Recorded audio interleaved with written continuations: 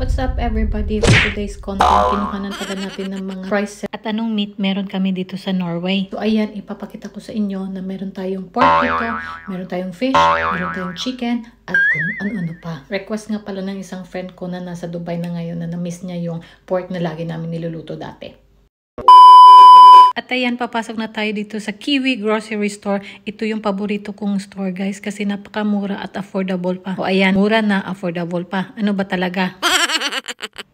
Hindi na nga pala ako nagpaligoy-ligoy pa at ayan, pinuntahan na natin agad yung meat section nila. Pasensya na kayo pa yung nakikita nyo kasi dito sa Norway napakahirap kuhanan ng video. Lalong-lalo na yung mga tao kasi bawal. Una pala natin nakita ay yung chicken nila at yung salmon nila. Hindi na mawawala yan sa Norway guys kasi ang salmon industry dito sa Norway ay napakalaki. Sunod pala nating pinuntahan ay yung mga shrimp nila at kasama na din yan yung mga salmon. Sa tabi naman nito ay yung mga chicken at meron tayong iba't ibang part ng chicken na ginagawa nila. Meron silang breast, meron silang fillet at kung ano-ano pa. May nabasa nga pala akong isang suggestion sa comment section ko na masyadong blurry yung pagvi-video ko. Kaya maraming salamat po at ngayon itatry ko pong i-focus yung pagvi-video at makikita nyo ng clear yung mga prices ng mga meat dito sa Norway. Unang tinignan nga pala natin is yung chicken fillet nila na may halagang 179 kroner per kilo. Sumunod naman is yung chicken strips nila. Parang fillet na din siya at may halagang 79 kroner per kilo. Sumunod naman is yung chicken thigh nila at na may halagang 107 per kilo. Baka nagtaka kayo bakit iba-ibang presyo. Kasi pag mabuto yung meat nila guys, mura nila binibenta dito. So ayan na, nandito na tayo sa pork section at ito yung na-miss ng kaibigan ko dahil ito yung pinakamura na meat dito sa Norway. Hindi ko alam kung bakit mas mura yung pork kaysa sa chicken. Baka kayo alam nyo. Sa mga nakatira na dito sa Norway, comment down below lang para malaman naman po ng mga viewers natin kung bakit mas mura yung pork instead sa chicken dito sa Norway. At ayan, kung nakikita nyo, marami din silang iba't ibang klaseng slices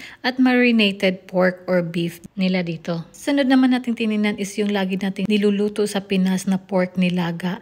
Ayan yung pork leg nila. Yan yung mabuto guys, napakuluan mo lang. Lagyan mo lang ng patatas, sibuyas, paminta, pechay, luya, sold na yung nilaga natin.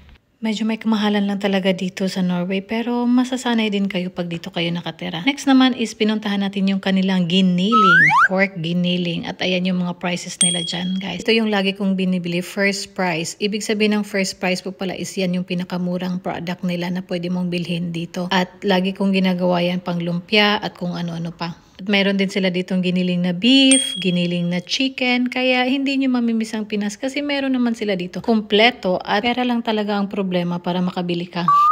Ito naman yung giniling nila na chicken at ito yung price. Tama pala, mas mura yung giniling na chicken compare sa giniling na pork. Kaya hindi ko maintindihan bakit opposite na naman ngayon. Ewan ko ba, sa tagal ko dito sa Norway, hindi ko na yan pinoproblema kasi problema pa lang dito, ang dami na compare dyan. So ayun lang po for today's video guys. Sana nakatulong to sa inyo sa mga taong gustong pumunta dito sa Norway.